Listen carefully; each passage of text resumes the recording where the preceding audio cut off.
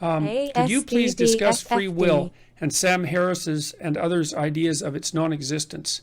Well, that's a good, complicated question to kick things off. So I want to tell you a little bit about how to conceptualize free will, I think, first, because it's obvious that we don't have infinite free will. Our choices are constrained in all sorts of ways. And I think part of the reason that there's a continual discussion about free will in the philosophical in the philosophical literature is because just conceptualizing the issue properly is extraordinarily difficult. So I like to think about it, at least in part, the way that you think about a game. You know, if you're playing a game, obviously the game has rules. So if it's a chess game or a basketball game, then there are things that you can do and things that you can't do. And so it's a closed world in some sense. But the fact that there are things you can't do when you play a game also seem to open up a universe of possibilities for things that you can do. So chess obviously constrains you to a board and to a certain number of men and to a certain pattern of rules. But the strange thing is that when you put in those rules, because rules sound like limits, they sound always like things you can't do. But when you set up a constrained world like that and you lay out a system of rules, what you do is open up an infinity of a near infinity of possibilities. Same with music. You know, music has rules, obviously. And if you follow the rules, then you can make an infinite variety of music. And so there's a very interesting dynamic that's hard to understand between constraint and possibility. And there's a deep idea that's associated with that I read in some Jewish commentary on the biblical stories that I read a long time ago, talking about the relationship between God and man. And the idea was that God, imagine a being with the classical attributes of God, omniscience, omnipotence, and omnipresence, all-seeing, all-knowing, and all-powerful. What does a being like that lack? And obviously the answer is nothing, right? Because by definition, those three traits provide for absence of limitation. But then that's exactly what's lacking, is limitation. And there's some strange connection between limitation and I was saying, say, limitation that's rule governed, as I mentioned before, and the opening up of possibility. So it isn't necessarily the case that now determinism and limitation aren't exactly the same thing, but they're analogous and they need to be discussed together. Okay, so that's the first thing, is that whatever our free choice is, it isn't limited. It's limited. It's deeply limited. Now, here's another thing. If I take my arm and I go like this, you see, I'll do that again. Now, you see there's a movement like that, and then my hands stop just before my other hand. Now, it takes a certain amount of time for the neural messages to go from my brain to my arm and back. And the time it takes my hand to go like this and stop is actually shorter than the time it takes a message to get to my brain and back. So what that means is that when I plan this movement, which is called a ballistic movement, it's called a ballistic movement because it's like a bullet. Once you let it go, it's gone. There's no calling it back. I've actually organized the neurological and muscular sequences that enable that action before it's implemented. I set all that up, and then it's released, and the whole thing cascades. And so once the action has been released, let's say, then I don't really have any free will because I can't stop it.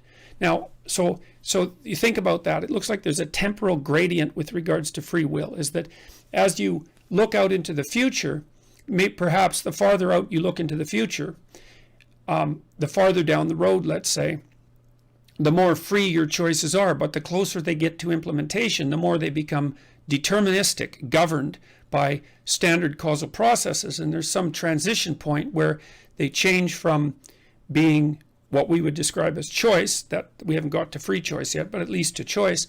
There's some transition point between that and ballistic movement. Here's another way of thinking about it. Like we know, for example, that people who are expert at playing the piano look ahead of where they're playing. And they're doing the same thing. They're watching the notes. They're seeing where they're going. And then they're disinhibiting the automated structures that enable them to play what they've practiced so thoroughly. They're disinhibiting those structures. And then they go automatically. And then what happens if you make a mistake is that consciousness notes the error and then unpacks the motor sequences that have been practiced, and then you re-practice them and sequence them again until they become automatic and deterministic. So there's choice in that you're reading ahead, but there's no choice in that once you've read ahead and disinhibited the actions, then they run ballistically. And then you can think about the same thing that's happening when you're driving in a car. You don't look right in front of you when you're driving a car, because whatever is right in front of you, if you're going 40 miles an hour or whatever, you've already run over. You look a quarter of a mile down the road, and that gives you the opportunity to see what's coming and to set up a sequence of increasingly automated movements that culminate in whatever it is that you're doing while you're driving. And so there's a gradation from choice to determinism, a temporal gradation. And I don't often see that addressed when people talk about free will. Now, Sam's issue with free will is that if you get someone to do something like lift their finger, and you scan their brains using a variety of techniques while they're doing that, what you'll see is that there's an action potential that and you ask them to voluntarily move their finger, so they're doing it, let's say, by free choice. There's an action potential that you can read off the brain that occurs before the person either moves their finger or, let's say, decides to move their finger. And that occurs quite a bit before the feeling of voluntarism or that voluntary act. And so that's been read by Benjamin Libet, who did the experiments, as indication that even the feeling of voluntary choice is determined. But I don't think that that's a very useful way of addressing the issue, because the issue of when you lift your finger up again is it requires pre-programming to disinhibit. Like, you know how to do this, right? You don't have to learn to do that. So you have a little automated circuit that does this sort of thing. All these finger movements and everything, you can see babies practicing them.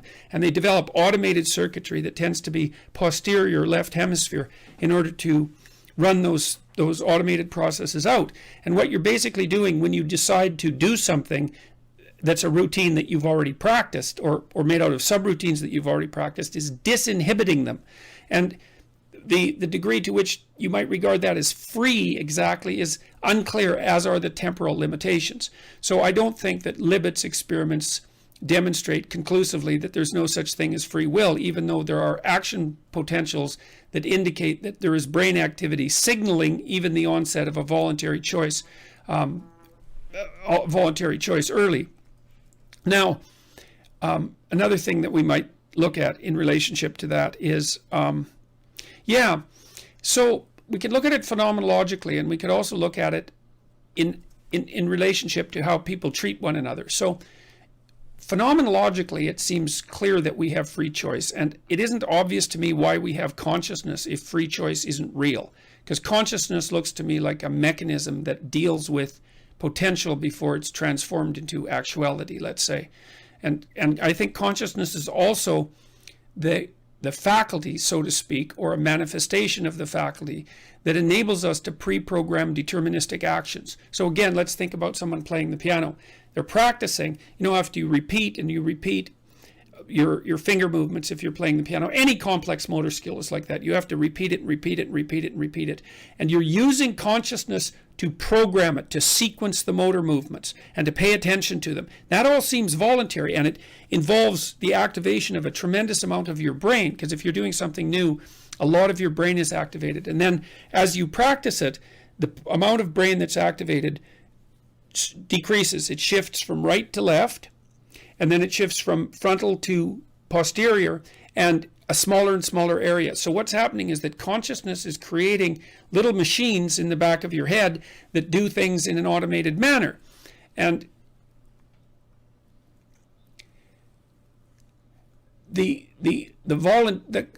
consciousness looks like consciousness appears and feels, that would be the phenomenological end, as if it's doing that voluntarily, and it is associated with a different pattern of brain activity. And so, okay, so there's that. There's the phenomenological reality of voluntary choice and effort as well, because conscious programming of that sort is also effortful. It doesn't seem to run deterministically like a clock does. And then finally, there's also, and I don't know what you think about this with regards to evidence, but what constitutes evidence is not always that easy to determine, even in the scientific domain. So Think about how we think about ourselves and other people and how we treat ourselves and other people. You can imagine that you're like a clock running down, and that's like a deterministic model. But people aren't clocks. We're dissipative structures. A clock is something that runs downhill. But human beings, you can look up dissipative structure. I think that was an idea that was first formulated by the physicist Schrodinger. We're not clocks by any stretch of the imagination. And we take energy in and we disperse energy. And we're anti-entropic in a temporary sense. So that makes us, and life is as well. Schrodinger wrote about that in a book called What is Life? And what we seem to do, this is how it looks to me. We don't contend with the present, and we're not driven by the past. Instead, what we see in front of us is a landscape of possibility. And in my wilder moments, I think that's associated with the physical idea of multiple universes, but that's in my wilder moments. It's just a speculation. And so what we see in front of us is an array of potential universes. And those are the universes that we could bring about as a consequence of our actions. And we make choices to the right or the left. There's a lot of mythological speculation about that sort of idea too, in an ethical sense, because we decide what sort of reality that we want to bring into being. And so we encounter potential like God did at the beginning of time when he made order out of chaos. Chaos is this chaotic potential. We confront chaotic potential with our consciousness and we cast that into reality. And that, now then you think, well, is that really the case? Well, that's hard to say because there are limits to our knowledge about consciousness and about reality. But if you treat yourself like you're a free moral agent with choice and that you can determine the course of your life, then you seem to get along better with yourself and to be less anxious and to be more productive. And if you treat other people like that they're free agents that are making voluntary choices about how reality is going to come into being, and you reward them when they do it properly and you punish them or otherwise discipline them when they don't, when they do it badly, then your relationships with them seem to work. And then if we predicate our society on the presupposition that each individual human being is capable of doing just that, then we seem to have extremely functional societies. And so, and this is something that Sam Harris has been taken to task for many times, is if you dispense with the idea of free will, how is it you organize your relationship to yourself, your interactions with your family, and your relationships with the broader social community? It's a very complicated issue. So I believe strongly that we have free will, that we're responsible for our choices. Those choices are constrained in many, many ways. I think there's a gradient of free will from free out into the future to increasingly constrained as the present manifests itself to deterministic in the moment, when in the moment of action. We might think that we enter the realm of deterministic causality at the moment of action, something like that. That's how it looks to me. So at this rate, we're going to answer about 5 questions. But that was a very, very hard one. So anyways, I hope that's helpful.